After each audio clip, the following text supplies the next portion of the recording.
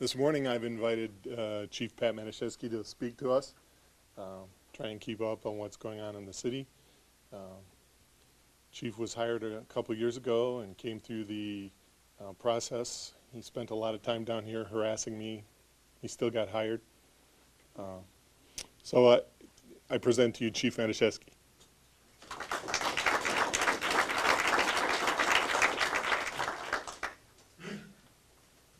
I'd like to thank you, Mr. Wilkie, for still hiring me after all that harassment, and I mean it still continues. So please keep me on the payroll. Chief Matuszewski, Lake Mills Police. Happy to be here. This is my second time speaking with you. The first time I came over with Pam Rogers. Asked me to come over and speak, and that was 2 years ago. I've only been here 2.5 years, so it was shortly after I started. And it was great. It was a good opportunity to come and talk to you folks, community leaders, and kind of discuss a little bit of, at that particular time, what I was planning on, my goals, I guess, for the police department and where we were going to head. So now it's kind of nice to be able to come back and just kind of fill you in as to where we are with some of the goals that I set at that particular point. And quite frankly, I think we're doing very well. So thanks for the great lunch. That was awesome. I guess if I had $1 in my wallet, I would have probably stood up and gave a happy buck too for the cookie. I mean, the cookies were great. We take IOUs. You take IOUs? Okay, put me down for a buck. Then I'll send it with Steve next time. We've come a long way with the police department. Great police department, great city, great community. When I did get hired here, we had to fix a few things. And when I first drafted up what I was going to talk about, this was probably about 10 pages, and then I just kind of anticipated. I guess I had a little foresight and thought, okay, now if I'm sitting in those seats out there, do I want to listen to me babble on about all the different issues and stuff that we overcame at the police department? I decided to go ahead and hack that portion out for everybody's benefit here today. But the state of the police department, as far as the staff, facility, the equipment, the training, our operations, our administration, all that stuff is, over the last 2 years, we worked hard to get that addressed. Like I said, we had great staff. We had great leadership from above with Mr. Wilkie. And you notice that I didn't even stutter. I said that just came right off, came right out of my mouth. So no, really, we have a great working relationship, great relationship with the county, with Police and Fire Commission, and all that stuff really helps with the community as well. Helps us to be able to succeed with where we need to go as a police department. So we did focus a lot on fixing a lot of our own issues, because if we're going to go out in the community and try and fix issues out there, we need to have our house in order first. So that was one of my number one things that I wanted to do coming here, and I'm happy to say that I think we're up to where we should be for the 21st century in law enforcement. And actually, with the agencies that I worked with and worked for over the years, I would match our police department up to any one of them, any one of those departments in our staff. We have a great operation going right now, and I just foresee that it will continue to get better. So that's all I'll say on that. However, if somebody does, I always open this invitation up. If somebody wants to come down, I have an open door policy. Come on down to the police department, and I can fill you in a little bit more if you're interested in some of the stuff that we've done. Take a look at some of the equipment we have, some of the stuff in our facility, some of the stuff that we have in our squad cars, some of the stuff that the officers are using as they are hitting the street on a daily basis. I'm always happy and proud to share that stuff. We can also, all you got to do is give me a call or Captain Selk, and we can set up a ride along too without any problem. Get you out there where you can actually see what's going on out on the street in your community. So we're always open for that. So please consider that. One thing that I thought was really important to speak about is community relations and crimes and concerns. Those are the two big things that I really wanted to kind of focus on today. And I think that as a community, I think that's pretty much what everybody would like to hear about, since, that's obviously has a direct impact on you. Some of the stuff that we're doing, I mean, we're always trying to connect with the citizens and partnering with the community. We have to. And when we take a look at it, we have 5,700 people here, and that's just residents, not counting the other people coming through and visiting. And we have 14 officers, counting 4 part-time officers on the police force. So when you think about that, we'd much rather have 5,700 pairs of eyes out there helping us look for stuff and give us a call. So we're big on building those partnerships, those relationships. And as I talk, I'll explain some of the things that we're doing, some of the stuff that we've done. And I'm always open for comments from our citizens, too, with any ideas and stuff that we could be doing better.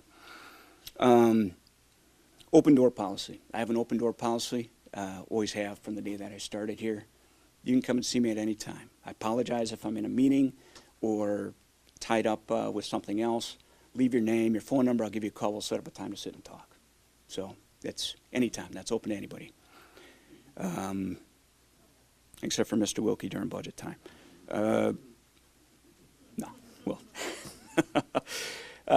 Adopted philosophy with our officers. I'm not a person that just goes by lip service. I actually believe in what comes out of my mouth and actually doing it physically. So one of the big things that I've done with the officers, and it's always good for me to hear from the citizens that our officers have handled their calls and they come back, and we do get a lot of letters back of appreciation and kudos for the officers on the way they handle things. I instill in the officers that we're going to handle every case as if you are the victim yourself. You're the person that called. And I'm used to working at departments, big and small, and somewhere officers are pretty much, where they are very busy and they're just going from call to call to call, and they basically become street reporters. And they really don't put a lot of effort or energy into some of the cases. And it's just, oh my God, it's another burglary. Okay, let's go ahead. Let's get what we have. Unless we have a suspect, we're probably not going to make an arrest. Let's put it together, put it on a piece of paper, give it to people, tell them to submit it to their insurance company, and get reimbursed that way. I've seen that happen, and I'm happy to say that's not the way we do business here. The officers will exhaust all leads and treat your case just as if it was their own case. So it's like I chuckle at the officers sometimes when they tell me how busy they are, and I know busy. We are not overly busy here. We are steady on times.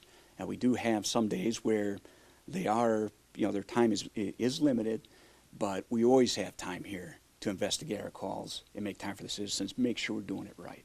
So we never have to be expeditious and just pushing things on and moving to the next call.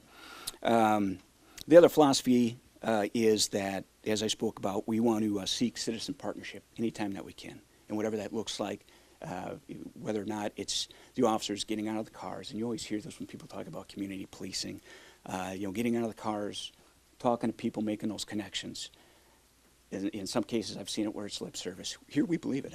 And I don't know if you've seen in the newspaper, this was probably last year, but Officer Cedarwall out there playing football catch on the beach down at Sandy Beach with a little kid. That's the sort of stuff I like to see. Officers getting out, seeing some kids on their bicycles and handing them an ice cream coupon because they're wearing their helmets or riding their bike safely. That sort of stuff. Stopping and talking to citizens, making them aware if there's a problem in the community or if something's occurring right around their neighborhood, getting out there and going door to door and sharing that information with people and telling people. And I've heard officers telling people, make sure if you see something suspicious, give us a call. We need your help. We need your set of eyes to help us solve some of these issues. So, we're heading in that direction. Some of the other stuff that we're doing now since I got here is we have Coffee with a Cop. I don't know if anybody here has attended that. It's basically like city manager does, a meeting down at the Waterhouse Coffee House. And what we'll do is I've held 2 of them so far, and I will get all the officers in there that I can so that you can, is that a signal that I've talked too long that we're done? Someone stole your car, right? Yeah, my car's being stolen right now, so. Good one.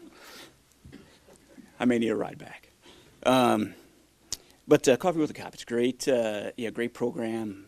I didn't invent it. There's other departments that have been doing it for a long time. And basically just come on down. We'll advertise it. We'll put it in the leader. We put it in other venues that we have. And you can come on down and meet the officers. We sit down for about an hour and have coffee. Coffee's on us. And then we after that, we can discuss issues and stuff, that concerns that people have. And after that, I will, kind of touch base on just some of the things that are going on in the city and entertain questions. And it's informal. It's a relaxed environment. It gets us out in the community for people that are too busy, maybe, to be able to come down and try and, come down to the police department, talk to an officer. So that's out there. Keep your eyes peeled for it. Show up. Have a cup of coffee on us, and we'd like to see you there. Another thing we did since I started here was Facebook. We have about over 1,200 followers on that right now. For a community our size, that's pretty good, because if you think about 1,200 people in a smaller city, they get information that we're pushing out there.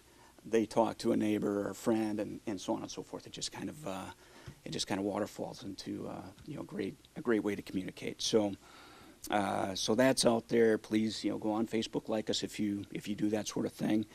Public access channel. Dave back there, I appreciate him. More showing up at a lot of these events, getting us on there. We were planning on sitting down and doing maybe some more public safety announcement sort of things that we can do from the police department, and maybe we'll sit down and do something for Christmas right before the holidays, and get something out there on public access if you watch that. Media relations. I have a background with being in charge of media relations for the City of Appleton Police Department, and so I know how to work with the media. I understand the media well, and I'm not one of those chiefs that are, and I've worked for many chiefs over the years, and people that are afraid of the media, and they're afraid to express or be transparent and explain what's going on.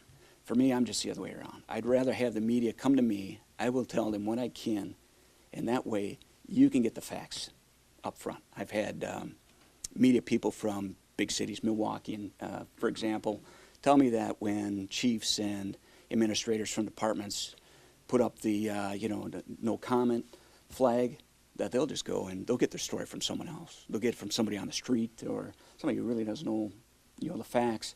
And next thing you know, now that police department needs to go back and backtrack and fix what was wrong and get the true information out there. And I think some of these people, some of the departments across the country with these incidents of officer-involved shootings and stuff, I think there are a lot of them that are learning that you need to be transparent, you need to talk to the press, you need to share facts as what you can.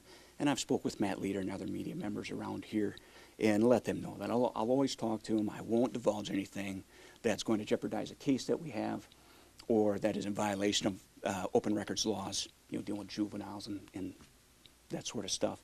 But other than that, I'll share what I can.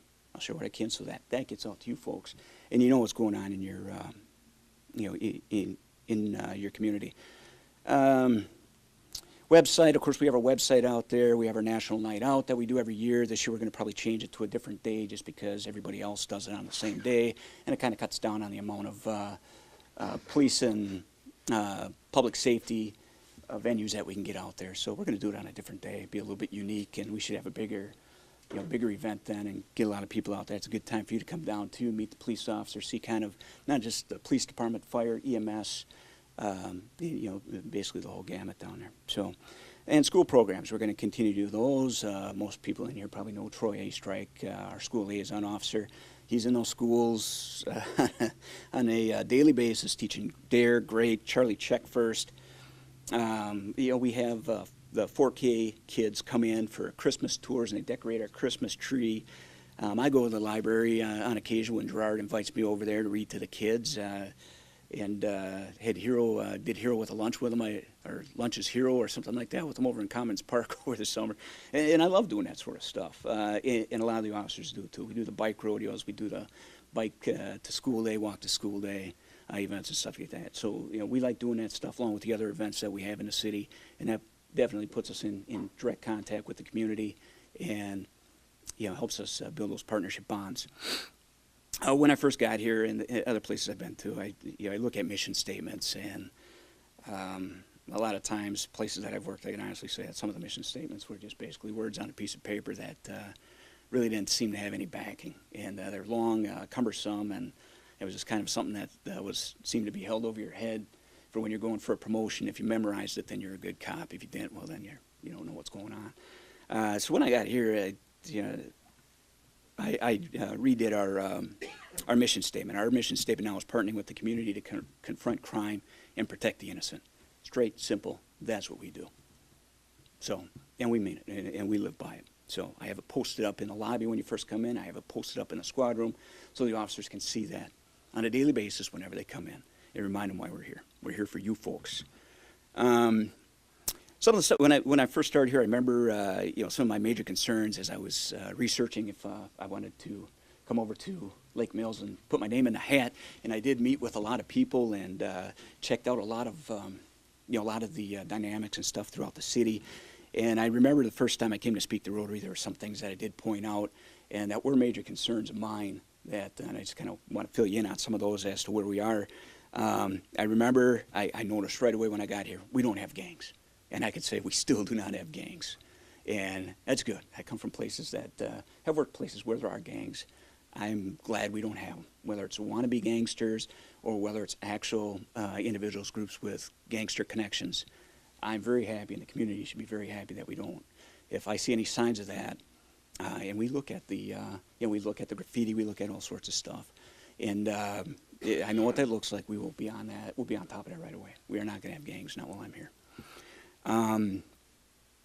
Active shooter in school. That was one of the big things that I talked about. And this gentleman right here, Mr. Sanders, has been outstanding in helping us tear down police department and school barriers that may have been here before. And we work excellently together with him and his staff and making sure that we're about as prepared as we can be.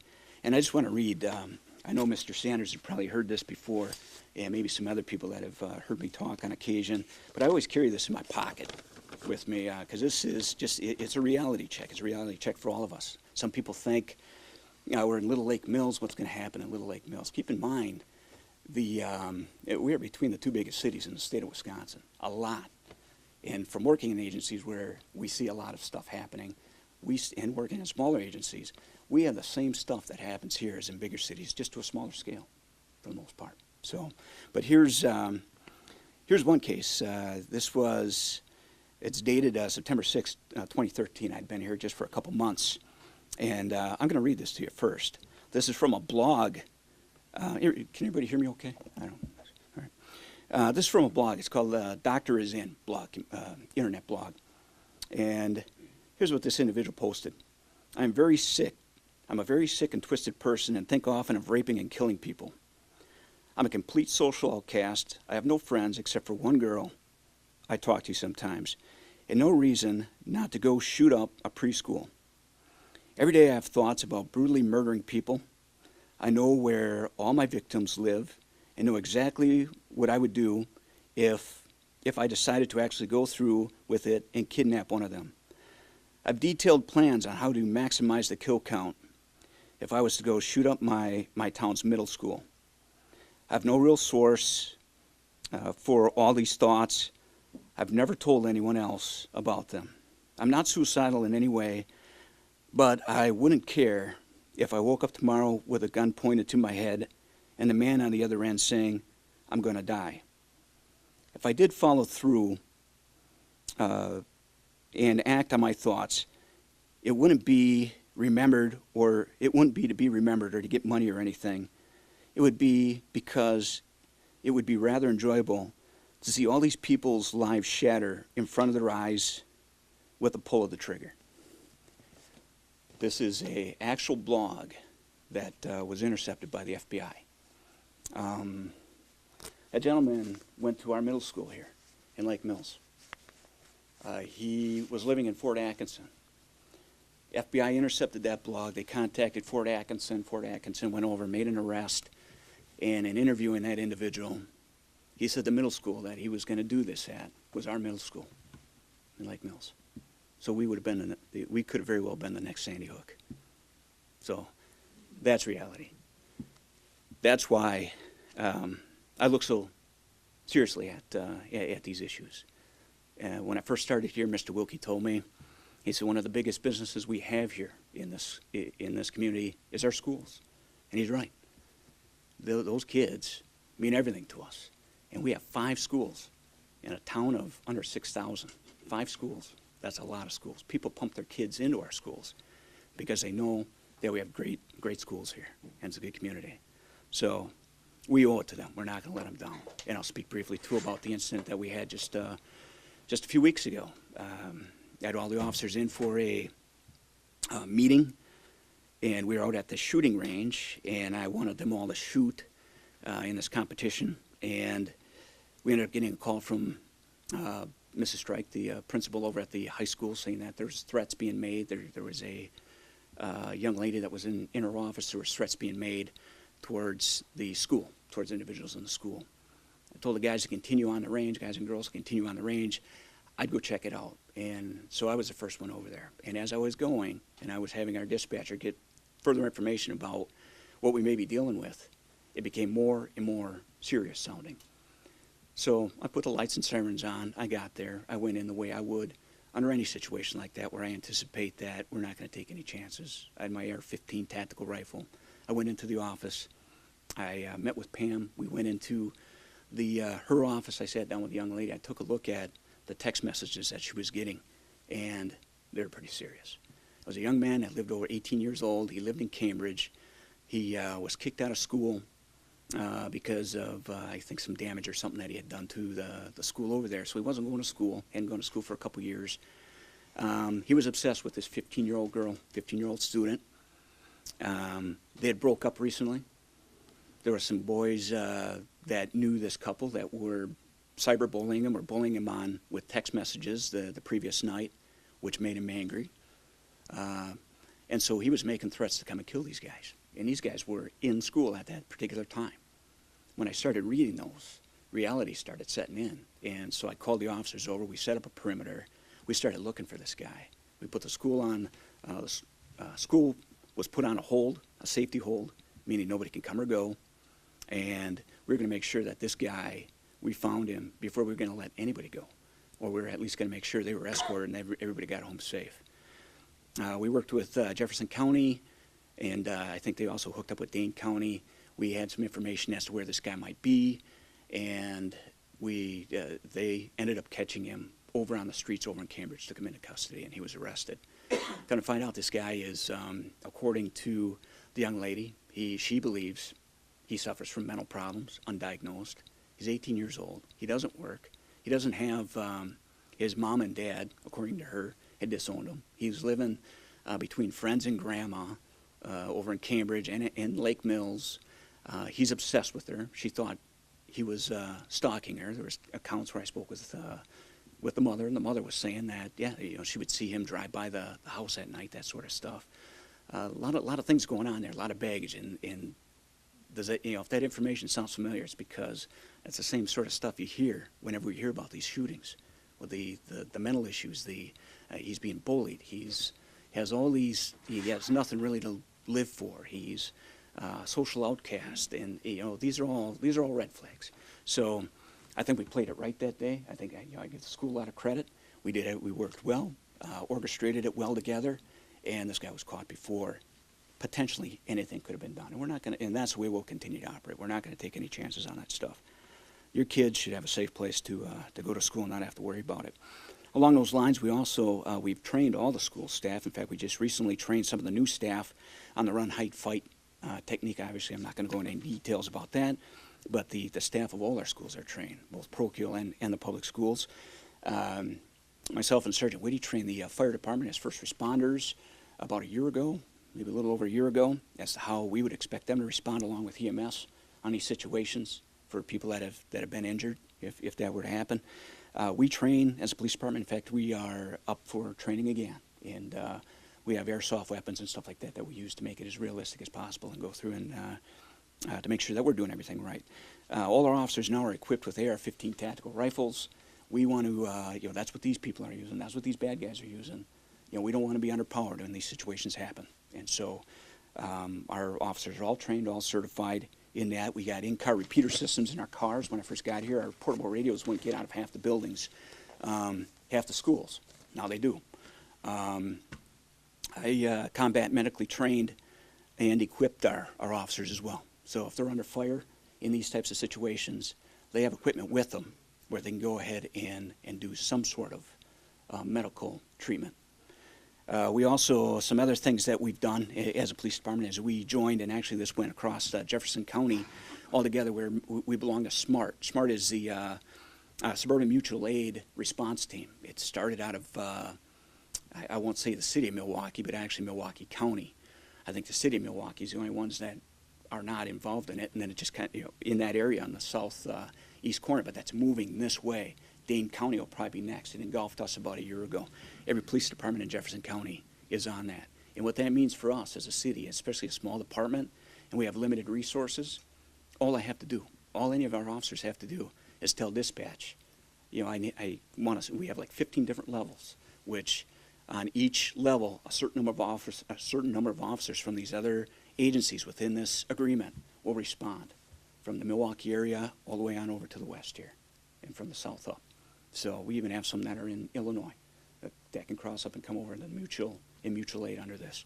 So we would just place a call, and we would have hundreds, literally hundreds of law enforcement people just engage onto this city if we needed them. So we also put iPaws into effect recently, and that was something Mr. Wiggy and I, and also Todd Yandre from the fire department, we've been discussing for a while. And basically, iPaws is a way to communicate. I believe it's used by FEMA. It's a way to get messages out to people quickly. And so there's a couple of us in the police department that all we have to do is we get the information, we call the office over in Madison, we give them the specifics, they authorize it, and then they put it out in a parameter of whatever, the Lake Mills area, for example, and they'll shoot this message out, whether it be, say if we had a hazardous spill and we were trying to evacuate the area and we wanted people out of the area, or we had say if we had a standoff around a house and had somebody being held hostage and it was a dangerous situation, this will send that message out, whatever we dictate them to send out, and it'll go out and it'll hit every cell phone that is in that area, and you'll get that message, and you'll know, just like how many of you got the message on the Amber Alert the other day. Same thing. So we have that up and running right now as well. And we are going to do at least we're shooting for it, a multi-discipline training scenario this fall with the school involving fire, EMS, police department, the school, and just so we're all on the same page and we can kind of continue to evolve. The other thing that was big on my list when I first started here and still is heroin. We had 2 overdoses in January. We haven't had any since. Knock on wood. I responded to one of them. They were both revived by Narcan by the EMS. The sergeant and the captain weren't available, so I responded out to one of them and helped the officer investigate it. Some stuff that I did that I'm putting in place is we have a great working relationship with the Jefferson County Drug Task Force. One thing I did was I took one of our newer officers, Brandon Cedarwall, and I sent him over this summer to train with the Drug Task Force. So now they are on the same page. We communicate back and forth, and we're able to work together to make sure that we're staying on top of people suspected of doing drug deals and that sort of activity in our community, and vice versa. So it works really well. They're a great organization, and they got our back. I went on a couple of search warrants with them this year, and we're doing the right thing by working with those folks. Another thing I did was got Narcan. If you're familiar with that, it's basically I guess I can call it a drug that EMS or first responders can issue to somebody who's overdosing in heroin. So I got Narcan for the officers. It's in their squad cars, and I had them all trained. They're all trained and certified in its use. So if we do come across a heroin overdose, and I'm not going to lie to you, we will come across another one. I mean, it's inevitable. It just, with these types of situations, we don't ever really stop it. We just continue to push it around. And right now, I'd like to pat ourselves on the back and say, we've solved the problem. It's not going to be back in Lake Mills again. I'd be lying to you. It will come back around here. It's just we have a little grace period, I guess, from our incidents in January. So at least the officers now, they're the first ones on the scene. They can go ahead and issue Narcan, hopefully save a life there. Interesting, heroin, why heroin's become popular. And this came straight from a doctor from Aurora, Colorado. I was at an International Chiefs of Police Association conference recently in Chicago, and they had a couple doctors talking about the effects of heroin and marijuana and all that stuff. And I was shocked to actually hear this doctor take ownership for the reason that we have a heroin problem, or one of the big contributing factors we have a heroin problem in the U.S. right now is because, this is coming from these are his words, not mine, was that the medical profession is overprescribing narcotics. And if you're talking Vicodin, oxycodone, Oxycontin, all that sort of stuff, it's being overprescribed by them. And this has come from a doctor. And as a result of that, these people become addicted on it. If they were to buy one Vicodin tablet out on the street, it could cost them upwards over $100 for one tablet. So the alternative, the cheap alternative, is heroin. That's why heroin's coming back in such a big force right now. So it's nice for us to be aware of that. It's just, for us to kind of keep, I guess, track as to why this stuff already comes back from out of the 70s. We thought it was over. Now it's all coming back again. So it's important that the medical field obviously understands that, so hopefully they can make whatever corrections are needed to see if we can start curbing that. Two of the other things that I mentioned when I first got here was, actually one other thing, is the proximity that we have of some of our, we have a bank. We have the Summit Bank, and we have Walgreens drugstore. I've lived through OxyContin robberies where people would come through and that would be addicted to this stuff, and they would come right into the Walgreens. They'd jump over the counter on the 24/7 Walgreens, jump over the counter, and you point a gun at the pharmacist and say, give me all your Oxycontin or your oxycodone, whatever. Where my concern comes into play with a bank and a drugstore, where they're situated, it's great for convenience, but it worried me from the day I first drove into Lake Mills. It's close to the highway. Anytime we have places like that are close to the highway, we need to be prepared, because I've dealt with robberies before that have happened in a mobile station right off Highway 41. And before we can get there, those people were long gone. We never did find them. Same thing could happen here. And so I impressed, in fact, I stopped over and spoke with a pharmacist the other day and just asked her, what would she do? What would she do right now if I was a bad guy? I wanted you to give me oxycodone. I'm going to jump the counter. She didn't know. She said, yeah, you're right. That's something we should probably think about. So that's stuff we need to just be looking at to make sure that we're one step ahead of the bad guys. And we'll continue in that direction. Dealing with just some of the other concerns that we have going on here right now. I'll try and speed it up. I see a couple nodding heads. And so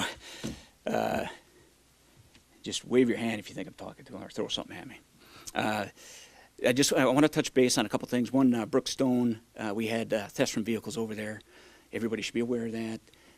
Basically, what had happened is a couple months ago, we had 6 cases of cars that were being broken into. That's going around right now. Lock your cars. The 6 vehicles that were entered were unlocked. This happened at night. One of them actually constituted a burglary because the garage door was open and the car was inside unlocked. And that constitutes a burglary when the person goes in there. We have a person of interest, and I anticipate we're going to be making an arrest shortly on that person. We also had a purse taken out of a car, unlocked car, over by the elementary school. And we have video footage of those individuals, and we're working on trying to get that one solved right now, too. Mill Pond drowning. I don't want us to forget that, because we are still working on that. And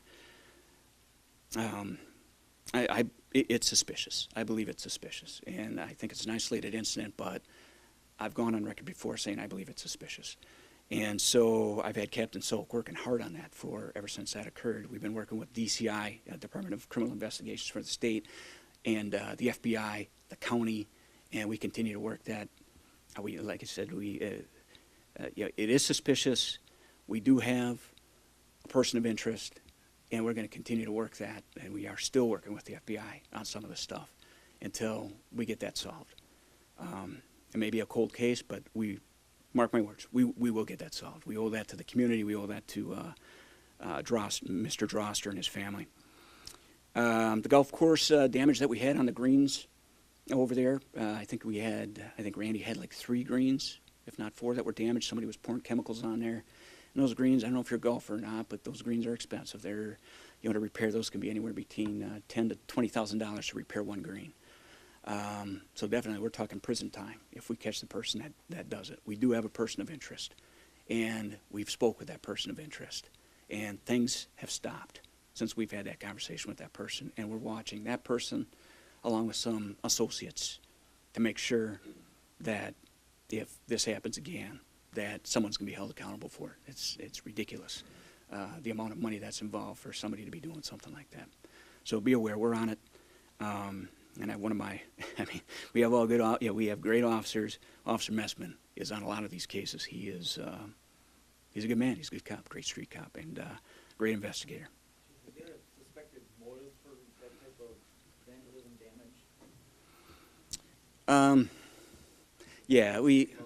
Or- I really don't want to go into detail on it because I don't want to, like I said, we do have a person of interest. I don't want to go into great detail that may give up this person and, at this particular point. But it makes no sense. It's other than to, I guess you could probably anticipate what the motive would be to some extent. And, but we are on that. That's one thing that we're not going to let go. One of the things that has been mentioned was the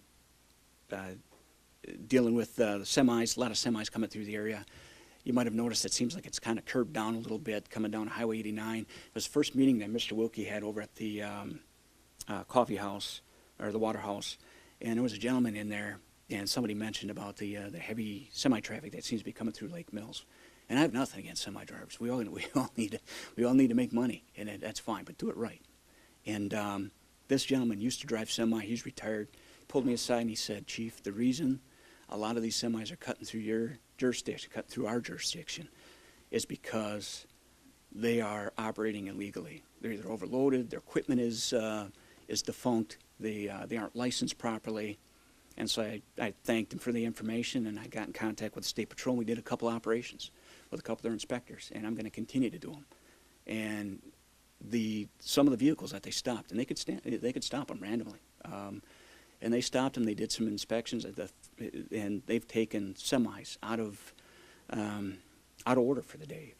They've taken them off the street. We had anywhere from drinking in the cabs to unlicensed semi-drivers to overloaded vehicles wrecking your city streets, cutting through here, to vehicles. You'd be surprised the number of these vehicles. One big semi being hauled down the street with no trailer brakes.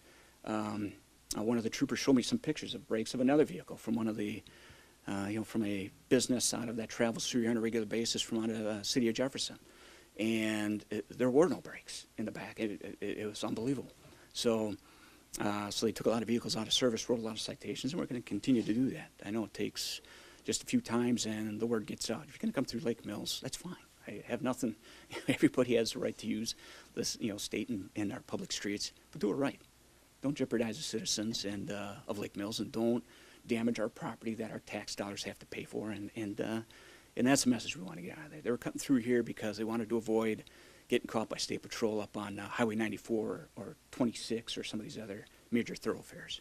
So we're trying to bring that to a screeching halt, and I think it's been somewhat effective up to this particular point. We'll keep doing it. Crosswalk violations, I just want to mention that because that's one of the calls I've been getting a lot of lately. I have officers out there that we're doing, Officer Wallace and Officer A Strike.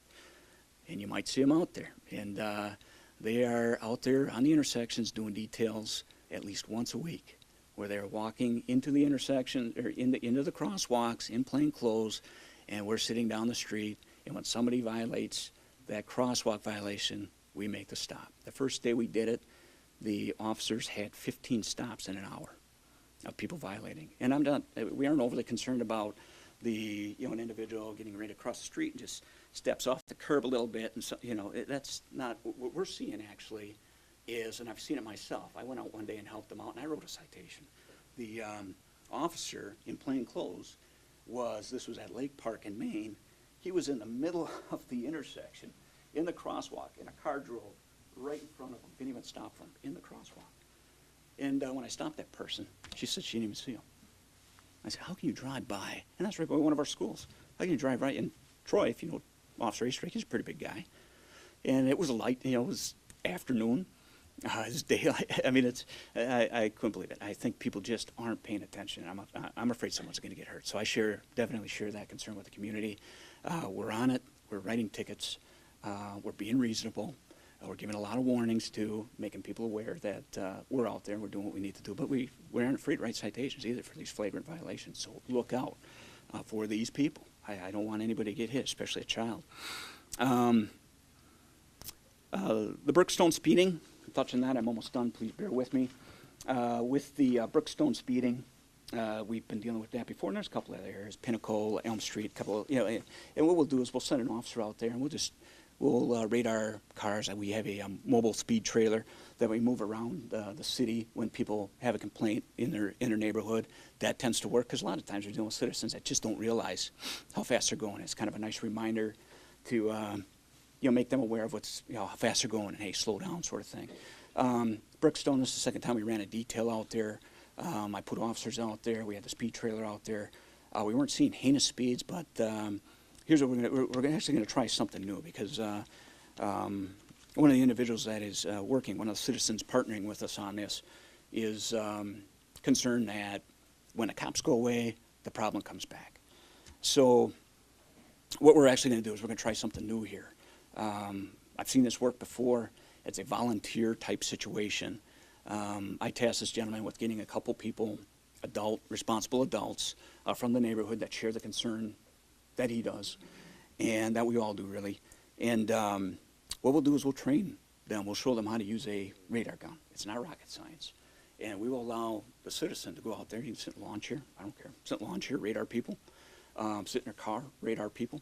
And then write down how fast these people are going, with the license plate, so on and so forth. And then we're going to send letters out from the police department on behalf of the citizen, we probably call it the Citizen Speed Enforcement Partnership. And just to make people aware that, hey, slow down. Just because you don't see a cop car there doesn't mean that you can do whatever you want. Citizens are concerned and they want, and so pay attention to what you're doing. So we'll give that a shot. We'll see how that works. It seems to be the gentleman was pretty enthusiastic about it, so we'll kind of see where that goes, and maybe we'll expand that into other areas around the city. Just a few other things I just want to touch on here, and then I'll just for your benefit, so you kind of have a little bit of an idea of what had happened, especially this last weekend. Was there's quite a few things that went on. We did have a stolen car that was over on Pleasant Street this weekend. It was on Sunday night, or actually early Sunday morning, I should say. And the vehicle was left outside, unlocked, keys in it. And the vehicle was stolen. The gentleman drove it into a ditch out in the county. County caught the guy walking, picked him up, ran the car. It wasn't reported stolen yet because people were still sleeping. So we woke the people up, talked to them, and yeah, sure enough, car was stolen. And so that person, of course, went to jail for operating without owner's consent. But again, it just kind of reinforces these crimes of opportunity. We also got information yesterday from a gentleman, from a citizen that came in and said he lives in that area and somebody broke into his car and took some of his property out of his car. So these crimes of opportunity, we need to be aware of as citizens. We need to not make it easy for somebody. Lock those cars. Don't leave your keys in the car. Don't leave your garage open. I know we're small. We may be a small town, but we're surrounded by the biggest cities in the state. And people coming through on that highway on a daily basis, it'd make you shudder if you knew some of the gentlemen that are coming through there. Guys and girls, I should say, coming through there. So, and we're just a short trip off the interstate to come in and conveniently rip off the citizens of Lake Mills and get out of here. So be aware of that. I got a call from Iowa State Police yesterday afternoon. Another gentleman that was coming through our area up on the interstate. State Patrol dealt with this guy. I believe it was over the weekend. Stopped the guy for a stolen auto. Topol's tow truck towed it, brought it over to their, put it in their storage place. When State Patrol ended up making contact with Iowa, where this car was stolen out of, found out that the guy that was picked up and sitting in jail was also involved in a burglary and attempted homicide from Iowa. So here, that just gives you an idea of what's coming by that highway on a daily basis, right on our borderline. And I'll just talk lastly here on the Amber Alert. I'm sure most people have heard about that, and you've probably seen the news already. The reason I want to end with this is this is a great example of what partnering with the community is all about, with law enforcement in the community. The Sunday evening, there was a carjacking in Milwaukee. Lady had her 3-year-old daughter in the back of her car, or in the car. This guy carjacks her, takes her out of the car, leaves the baby's left in the car. He takes off with this red Volvo. He goes to Brookfield with the baby in the car, strong arm robs a gentleman over there, and then heads over down the interstate, decides he's going to stop at Lake Mills, at our pyramid, or I should say the town of Lake Mills, but it's right here. It'll be ours probably before too long anyway with Culver's. But pulled into the pyramid, decided he was going to spend the night there, took this baby, brought the baby inside. There was a gentleman that Amber Alert went out. There was a gentleman that was in there, and he was paying attention. He looked, he seen this car, not too many red Volvos riding around. And so he looked at it, he thought the guy was a little odd. The guy was asking people questions. I think he asked some people for some money to help pay for his room. He's driving a red Volvo, and he doesn't have money to pay for a room at the pyramid. And so he was just acting really strange. And so this, the hair stands up on the back of your neck. We're the same way. It stands up on the back of our neck. It's your intuition. It's normally 99% correct. Pay attention to it. And what he did was he went in, he seen the Amber Alert, and lo and behold, red Volvo car involved in this child abduction sort of thing. So he goes back out and he takes a look and he sees the license plate. And he goes back in and he checks the Amber Alert again. It's the same vehicle. So he calls the sheriff's department, calls 911. They came over, Jefferson County came over. Our officers were involved. The gentleman, luckily, he stepped out the door and he was taken into custody, surprisingly. He stepped out the door to do who knows what. Wasn't expecting us to be there. We took him into custody. And Milwaukee came to get him. His background is, from what I'm told, is he also had a homicide warrant out for him, and he was also a sex offender. And he had that 3-year-old child in the car. He was asking people, actually in his hotel room now, he was asking people for a ride, or asked the gentleman, I believe, for a ride out of the area the next day. That he lost his keys and he lost his wallet, and he needed a ride out of the area because he was going to ditch that car there and probably take, who knows what's going to happen to that 3-year-old girl. My guess is she probably wouldn't be alive today if it wasn't for that one citizen watching that Amber Alert and doing the right thing, acting on his instinct, calling the police. A life was saved. So I can't explain in any better terms. That right there is partnering, police and citizens partnering together to solve crime. So that's an awesome example. I guess in closing, we are the 4th safest city in the state of Wisconsin. We're going to continue to work towards number 1, but we need your help to do it. Thank you.